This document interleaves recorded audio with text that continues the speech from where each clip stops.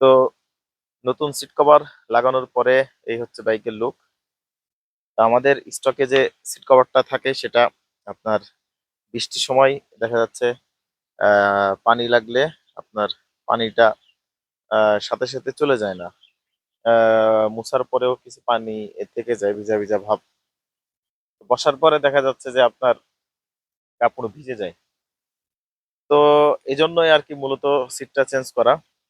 তারপরে আপনার সিট যদি কেউ ব্লেড দিয়ে কেটে দেয় সেক্ষেত্রে মূল যে স্টকের সিট কভার সেটা হেফাজত থাকবে, এটাও একটা কারণ।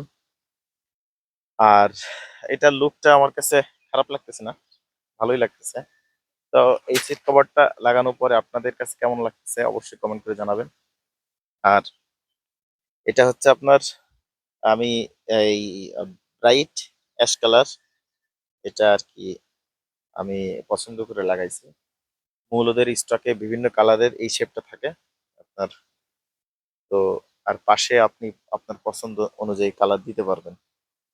তো যেহেতু কালো বাইক, তারপর আপনার এইগুলা সাদা, তো ওর সাথে একটা মিল রেখে মোটামুটি ব্রাইট অ্যাশ কালারটা পছন্দ করছে আর কি।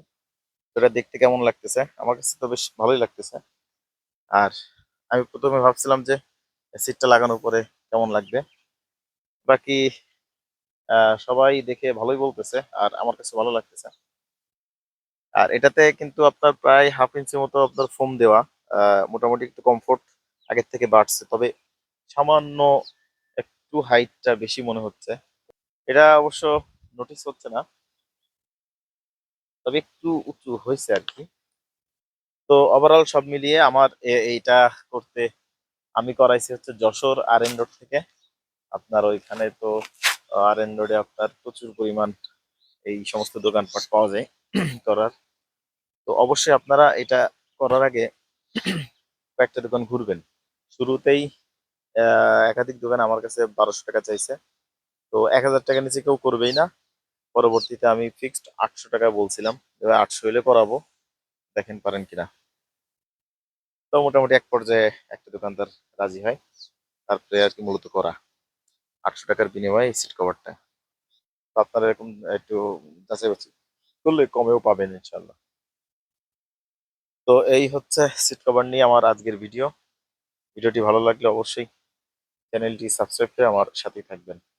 আর আমি বেশ কিছু মডিফাই করছি যেগুলো নিয়ে সামনে ভিডিও আসবে, যেমন এই ক্যারিয়ারটা কিভাবে বানাইছি, কত খরচ হয়েছে, এখানে আবার নিজের নামটাও লেখা হয়েছে। এটা নিয়েও একটা ভিডিও আসতেছে। আর তারপরে আমি ফগ লাইট লাগাইছি আপনার, টেস্ট লাইট R1 বুলেট, যেটা জাতীয় ফগ লাইট, খুব ভালো মানের। এই ধরনের এটা নিয়ে বিস্তারিত ভিডিও সামনে আসতেছে। আরো কিছু ছোটখাটো মডিফাই করছি যেগুলো নিয়ে আস্তে আস্তে ভিডিও পাবেন ইনশাল্লাহ। আর রিসেন্টলি আমি খুব ভুগছি হচ্ছে আপনার এই ইয়াটা নিয়ে, ব্রেক প্যাড নিয়ে। পরে আমি একটা ভালো ব্র্যান্ডের ব্রেক প্যাড এটা লাগাইলাম। তো এটা নিয়েও আপনাদেরকে রিভিউ দিব, কেমন সার্ভিস দেয়। এটা হচ্ছে আজকেই লাগাইছি, তো দেখা যাক পারফরমেন্স। আর কয়েকদিন আগে দেখছেন যে আমার এর আগের যে ব্রেক প্যাড পিছনের, ওটাতে প্রচুর আওয়াজ আসতেছিল, 500 টাকা দিয়ে আমি কিনছিলাম।